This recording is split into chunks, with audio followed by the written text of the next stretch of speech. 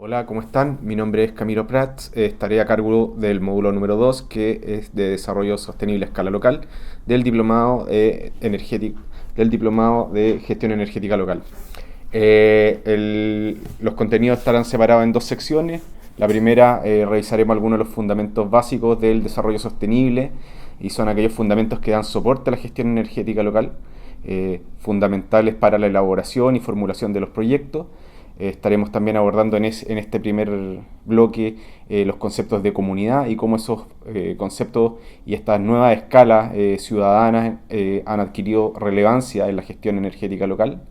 Y en el bloque posterior veremos un caso aplicado de cómo interactúan distintos sistemas territoriales, productivos, económicos, sociales, ambientales, y veremos que hay una complejidad asociada que invita a una reflexión más profunda respecto a cuáles son las acciones que realmente podemos emprender desde los municipios en temas ambientales, mitigación y adaptación al cambio climático.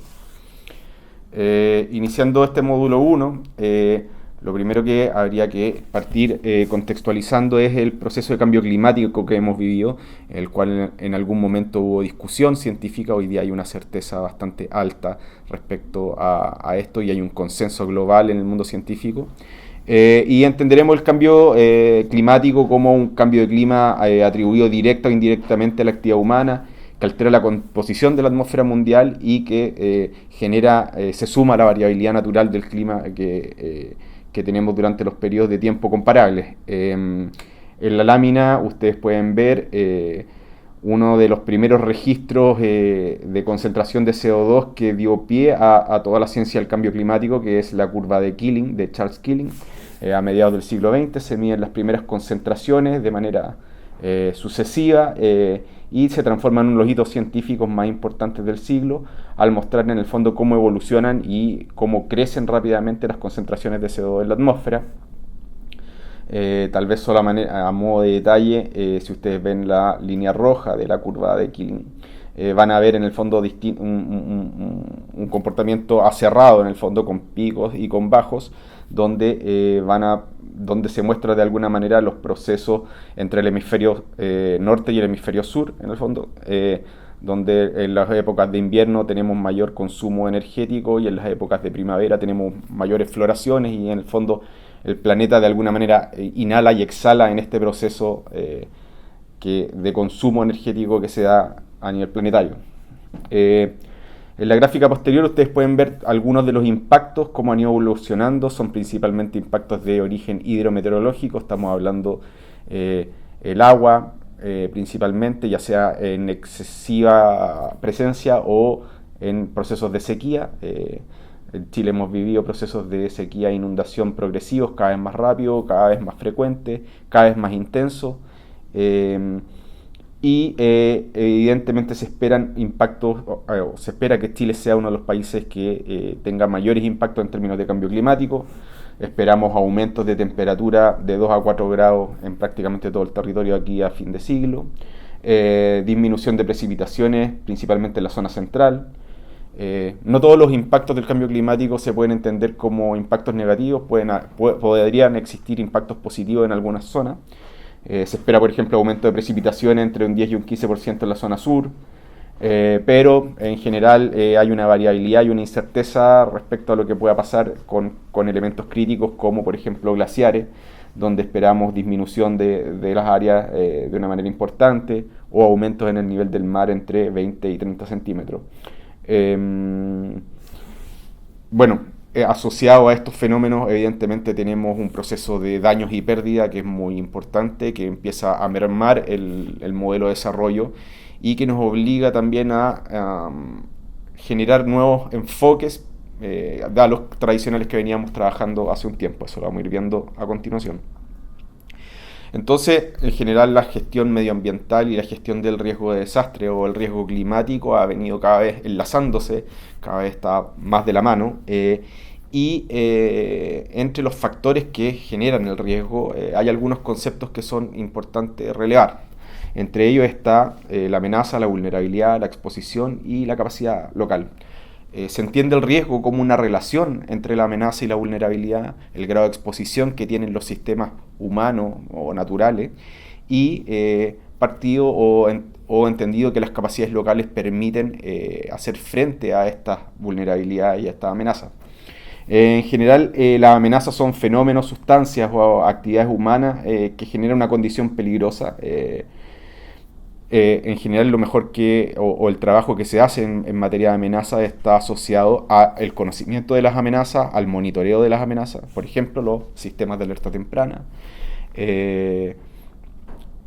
Pero las áreas donde mayor capacidad de trabajo, mayor importancia tiene el desarrollo local, están asociados a la reducción de vulnerabilidades. Podemos hablar de vulnerabilidades sociales, vulnerabilidad de los sistemas productivos, vulnerabilidad de los sistemas ambientales, y en la exposición, por ejemplo, todo lo que podemos hacer en materia de ordenamiento territorial, cómo situamos o cómo expandimos una ciudad, cómo expandimos un grupo de asentamientos humanos. Y también otra línea donde se puede trabajar de manera importante es en mejorar las capacidades locales entendidas desde el municipio, pero también entendidas, por ejemplo, los lazos que yo puedo tener con las distintas comunidades en el territorio, en el fondo. Ahí tal vez habría que hacer una precisión interesante o una definición más fina en que hay una diferencia entre el riesgo de desastre y el riesgo climático. En general, yo puedo tener riesgo climático sin generar necesariamente un desastre. Por ejemplo, puedo tener olas de calor que efectivamente disminuyan mi productividad agrícola, pero no necesariamente estoy generando un desastre. Entonces ahí creo que esta ciencia del clima también nos obliga a generar algunas precisiones a las cuales yo les voy a agregar algún material complementario para ir profundizando en ellas.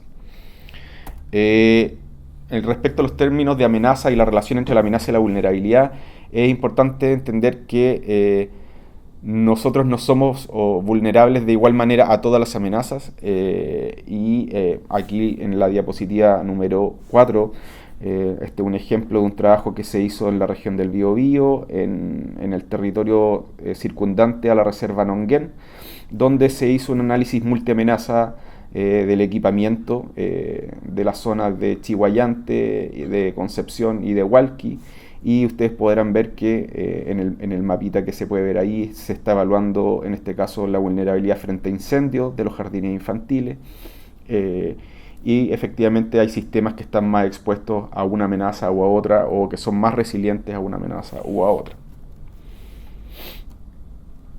Entonces, bueno, hay otro concepto relevante, más allá de entender el riesgo, es también que el proceso de análisis de riesgo requiere conocer estos conceptos y poder diferenciarlos de manera clara. Entonces yo lo primero que necesito saber y conocer bien son mis amenazas. Para eso se hacen muchos estudios de amenaza, de riesgo, mucho a escala urbana en los instrumentos de planificación territorial. Tenemos algunos a escala regional como en los PROT, y donde lo que tratamos de hacer es identificar las amenazas, caracterizarlas, calificarlas y priorizarlas, porque efectivamente no podemos o no tenemos todos los recursos siempre para hacer frente a todas las posibles amenazas. Dentro de las amenazas también que nos interesa conocer su frecuencia, conocer su intensidad, conocer el territorio potencialmente afectado. Y en las vulnerabilidades nos interesa también caracterizarlas, calificarlas, cuantificarlas, sobre todo en algunos aspectos como la dimensión física, económica, ambiental, la sociocultural y la administrativa también, en el fondo, cuál es la capacidad administrativa que hay para hacer frente a una determinada amenaza. Eso nos permite estimar los niveles de riesgo, visualizar escenarios, que es lo principal, y finalmente proponer medidas y identificar si es que tengo que llevar procesos de inversión o si es que tengo que generar alguna medida en específica, que ya sea un plan, o aumentar el capital social, por ejemplo, de mi capacidad local para hacer frente a un determinado riesgo. Además de la construcción del riesgo o cómo se entiende el riesgo, también es necesario, o había un cambio de enfoque en los últimos años, donde el riesgo estaba asociado principalmente a la emergencia. A mí me ocurrió un evento y yo, en el fondo, la institucionalidad se hacía cargo de ese evento en específico, pero hoy día sabemos que tenemos que hacernos cargo del antes, del durante y del después del evento. Entonces, todas las medidas de mitigación efectivamente o de adaptación idealmente debieran pensarse, planificarse antes del evento. Pero eventualmente hoy día, por ejemplo, también sabemos que los procesos de reconstrucción, como eran entendidos habitualmente, no se pueden concebir sin que yo asuma que tengo que ser más resiliente y en el fondo tengo que hacer adaptaciones para el cambio climático y una fluctuación que es mucho más que me genera mayor incertidumbre. Entonces los enfoques de desarrollo han cambiado, habitualmente hablábamos de desarrollo sostenible y seguimos hablando de desarrollo sostenible, sigue siendo un concepto relevante, la famosa conceptualización de un desarrollo que satisface las necesidades del presente sin comprometer las de las capacidades de las capacidades de las generaciones futuras, pero hoy día hablamos de resiliencia, vale decir que nuestros sistemas tienen que tener componentes para anticipar, absorber, adaptarse o recuperarse de los efectos adversos del cambio climático de forma oportuna y eficiente. Hay bastante discusión respecto a la ética o a los fundamentos detrás del concepto de resiliencia, pero es en el fondo algo que se ha impulsado en todas las agendas internacionales. Aquí en la diapositiva número 6 ustedes ven algunas de ellas, o las más conocidas, los Objetivos de Desarrollo Sostenible, donde se abordan muchos temas, entre ellos la acción climática, pero también se abordan dimensiones energéticas, de desarrollo urbano sostenible, alianzas público-privadas para dar soporte a todas estas acciones. Está Habitat 3, que en el fondo relevó tal vez el rol de lo local y de los municipios en la acción frente al clima y al desarrollo sostenible. Y bueno, ahí ustedes pueden ver algunas otras.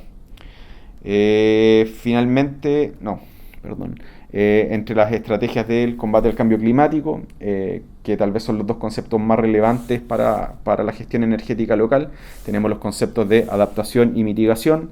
En general los conceptos de adaptación ha estado más en pro de hacerse cargo de los efectos del cambio climático, y los de mitigación tratar de reducir las emisiones. Ahí ustedes pueden ver un esquema de algunos puntos o algunos tipos de acciones que están relacionadas a mitigación y adaptación, pero también hay elementos que permiten trabajar las dos dimensiones de manera conjunta. En términos de las escalas de acción ambiental, hay distintas formas de enfrentar y comprender la acción ambiental frente al cambio climático. Hay soluciones colectivas que en general apuntan mucho a políticas energéticas, a cambio y renovación de tecnologías, ¿cierto? Pero también se ha demostrado que las medidas más costo eficientes están relacionadas al uso del suelo, al uso del territorio, y ustedes ven aquí el proyecto Drawdown, por ejemplo, en Estados Unidos, cuantificó ese impacto, cuantificó ese efecto y muestra que de las 20 medidas más importantes para combatir el cambio climático, 2 están relacionadas al uso del suelo. Pero también hay medidas de carácter individual, hay medidas de carácter comunitario que han emergido ahora último también, como los procesos de transición o permacultura que se han llamado, donde en el fondo la actividad local genera acción directa frente al cambio climático, generando resiliencia. Hay un cambio ahí cultural importante en esa materia. Tenemos otras acciones, por ejemplo, como las cooperativas energéticas, que también en el fondo desde lo local se generan soluciones que son escalables.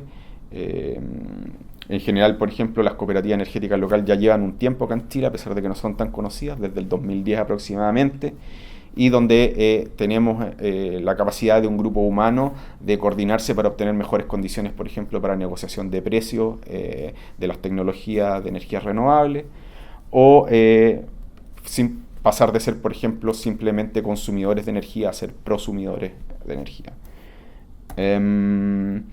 Finalmente, en las escalas existen distintos niveles y capacidades de asociación. Existe, en este caso, por ejemplo, en la diapositiva número 10, estoy mostrando un trabajo que se hizo de asociatividad municipal en 3 comunas para hacer frente a efectos del cambio climático a través de, por ejemplo, infraestructuras verdes comunes.